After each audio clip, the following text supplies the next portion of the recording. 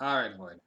So, this is one of my backfills that had fallen through the cracks. Like, I was reviewing a couple movies, well, more anime series that I either thought I talked about or meant to talk about but didn't get around. My Bride as a Mermaid was one of them. There were quite a few that slipped through the cracks.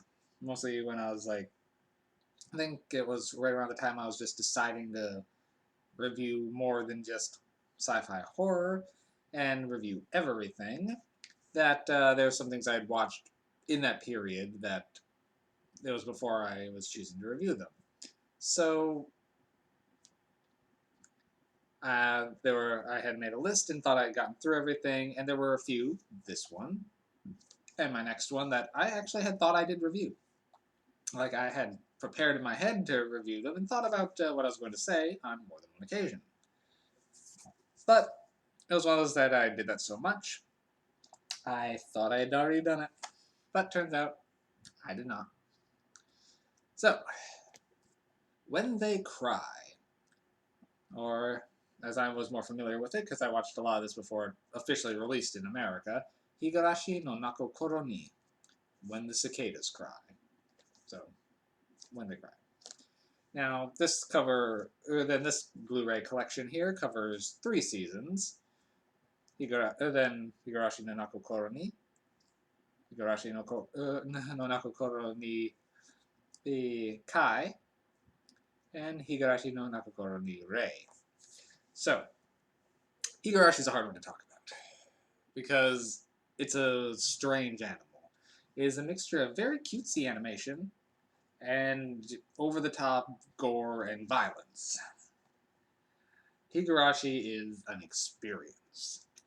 If you miss the opening scene, it does look like just your happy, fluffy slice of life, but everything's just a little off.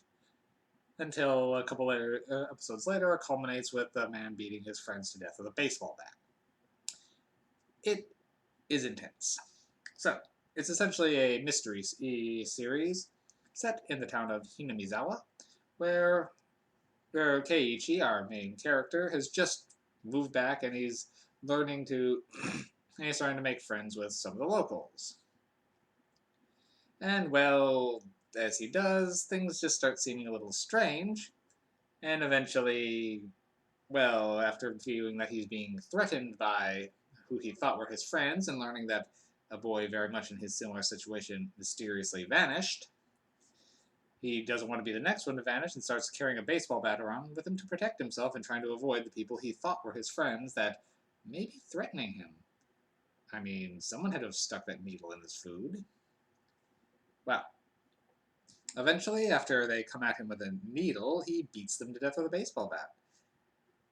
And this is a 55 episode series, counting all 3 seasons, and that's in just the first 5 episodes. Yep, away we go. Because the next episode picks up as if nothing had happened. It's right back at the beginning. The characters are hanging out. No one's killing anyone, and well, something else strange is just starting to happen. Seems that one of the girls, is just acting a little off. So, essentially, each arc, you learn a little bit more about the whole situation. Because while a different person may go crazy or a different horrible thing may start happening, it is all tied together in the same city, and things you learn in one chapter are true usually throughout all chapters. So you can piece together more and more of what is actually going on. Like you'll learn one character has a twin sister, which changes exactly how then how you would view interactions in a different arc, because you may not have realized you had a twin, or maybe you're looking at the wrong character. A couple things will do that, where like the second arc, you're seeing one character fall apart and pretty much become a killer who's hunting down all her friends vindictively. But a few arcs later, you'll realize that was her twin sister the whole time. We already know she had a twin sister at this point. That's not the twist, but you don't know which one's which. And so it's how she ended up essentially framing things and making it seem like she was already dead. So who's in on it? Why is this happening? And why does the little Shrine Maiden girl just suddenly seem like, despite being like the youngest of the group, to occasionally be speaking as if she's the only one who knows exactly what's going on? And that this all keeps happening. She's the only one who seems to be aware of it.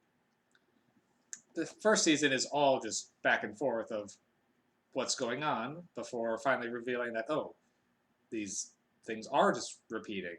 Like, that is actually something that is happening, and only a couple characters are actually aware that things are resetting and repeating. And it's essentially them trying to find out how to survive this one summer in a very, and then in a very cursed place. I really love the series. The characters are very endearing, very easy to get attached to, and it's heartbreaking to see some of the things that they have to go through. Ooh, this is a very heavy series. There is over the top violence, there is child abuse, neglect. It is rough. When this series goes hard, it goes for the throat and tears it out. Higurashi is, you have to be ready for it, otherwise this one will, it gets intense.